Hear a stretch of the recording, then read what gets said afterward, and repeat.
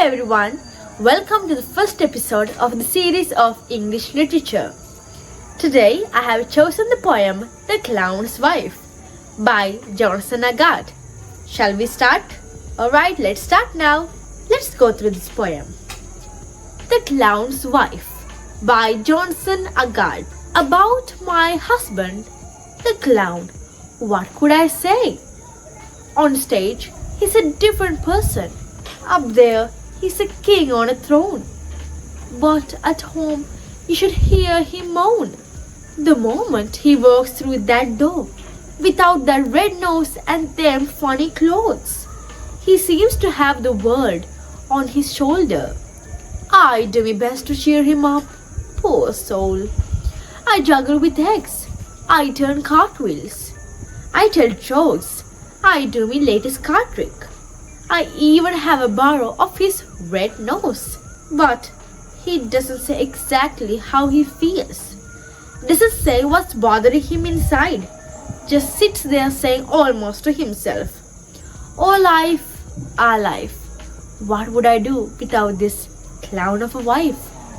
As you can see, this poem consists of several stanzas. Before I explain this poem, let's look at the name of the poem, The Clown's Wife. It is very ironical. And the clown's wife is the narrator or the speaker of this poem. And this poem is related to the theme of life. And if you are a student willing to answer this question, the question that might appear into the exam and is a type question regarding to the theme of life, this poem suits you the best. Now let's start. About my husband, the clown. What could I say? Here you can see these two words, my husband. My husband shows the belonging. Clown belongs to the clown's wife. That's why she has used my husband to show the belonging. The clown. Now the clown's wife begins to address her husband. Who is the clown? We all know that the clown is the person who paints his face, wears different kinds of clothes, does different kinds of tricks, turn cartwheels, do juggles with eggs, balls and everything, does every trick possible. And also, the clown is a person who makes jokes to make others laugh. What could I say? Here is a rhetorical question. Now the wife is saying, what could I say about this clown? As you can see, it gives the readers a mindset like the clown is a complex person, a person with a complex nature. That's why the clown's wife even can't describe the clown. What could I say? He has a very complex nature. I don't have much to say. On stage, he's a different person. Now she's beginning to describe his qualities, his character. So as you can see, on stage, he's a different person. On stage, he's completely different. Up there, he's a king on a throne. We all know that the king is a character who is majestic and powerful. Up there, he's a king on a throne. Everybody pays attention to the clown now. That is why she has used king on a throne. And it is ironical. But at home, you should hear him moan.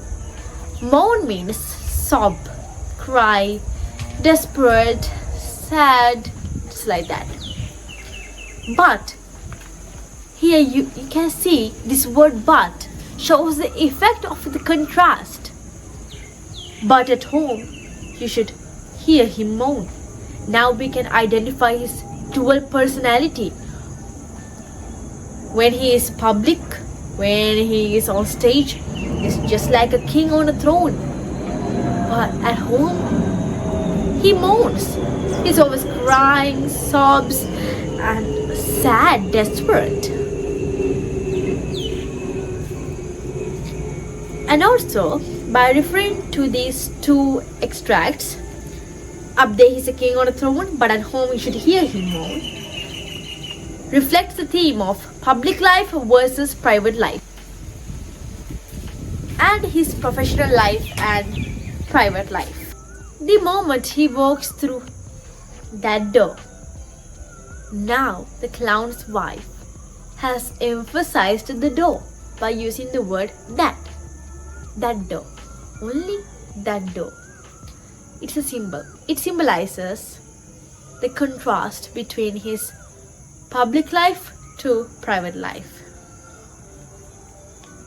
Without that red nose and them funny clothes, he seems to have the world on his shoulders. In this stanza we can see visual imaginary. He seems to have the world on his shoulder. World. World is symbol of responsibility. Now he's carrying responsibilities on his shoulder. He has so much responsibilities to fulfill towards his family. As you should know, this clown's salary is low. And with a low salary, he can't provide much requirements to the family. And that's why he's sobbing all day and all night. He's crying all day and all night, real desperate. I do my best to cheer him up. Poor soul. Poor soul.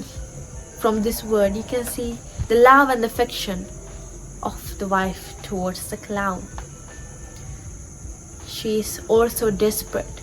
Why he's always moaning about this trouble? Just relax and try to be happy. That's why she is saying, poor soul. I do my best to cheer him up. Me. Look at the intense. Me. Yeah, I do me best. Intends to convey this message about the background of his wife. And also we can see me, I do me best to cheer him up, poor soul. I juggle with the excited turn cartwheels. I tell jokes, I do me latest card trick. You know that me, I do me best to cheer him up. We don't say like that, it's completely wrong, a grammatical mistake. We often say I do my best to cheer him up. But here, this me is used to show the clown's wife, whether she is educated or not. So we can quickly grasp from this stanza that clown's wife is not an educated woman. Now, I even have a borrow of his red nose. The clown's wife is taking the lead of the clown. Now she's taking the role of the clown. She's trying to make the clown happy by doing different kinds of activities that a clown does. But he doesn't say exactly how he feels. Earlier, we talked about the humorous activities of the clown's wife.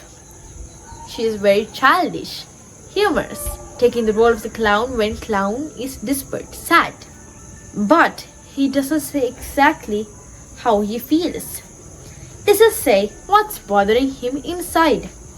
Just sits there saying almost to himself. Now the clown is hiding his feelings. He has bottled up his feelings.